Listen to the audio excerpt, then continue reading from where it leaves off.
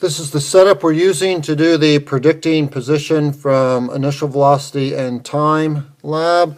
We're going to release a Hot Wheels car, 30 centimeters. If you want to use a different distance, that's fine.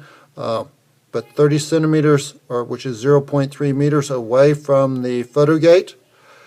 And so the first thing we need to do is make sure you have a car that will go straight. So I found if you put the tires on that little groove, most of them will go straight, but some of them will not go straight. After you are sure that you have a car that works, we need to measure the length of the car with the photo gate. Now, it really doesn't matter how long the vehicle is. What matters is the distance that the car will break this I-beam. You notice right now it's unblocked. There's nothing blocking the I-beam.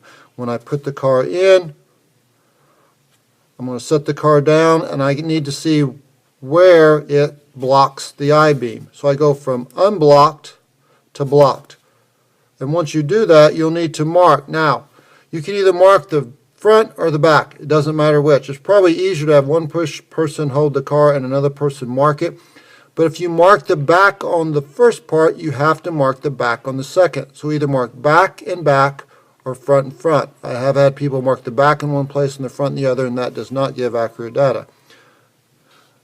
So I would mark the back, which I didn't do because it was just me doing the demo, and then I push it forward and I find when it goes again from blocked to unblocked, which is hard to see because my arm's in the way.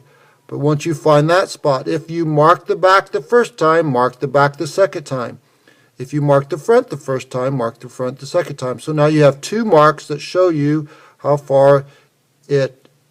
long, what the distance is that the vehicle, the Hot Wheels car, blocks the photo gate. Now, some of the really fancy sports cars, Hot Wheels, they've got windows. You got to be careful. If you're not careful, the photo gate will come on, come off, come on, come off. So you're probably better off to get one of the blockier Hot Wheels to make sure you get good data. Quick reminder, we've done this before in detail on previous labs. We're using the photo gate, so make sure you set your LabQuest to gate. And then once you set to gate, that's where you enter in the distance. Whatever the length of your car was in meters, make sure you put it in meters. It should say gate here, and you put the length of the car in meters, and then you hit OK. Then it's set up to use.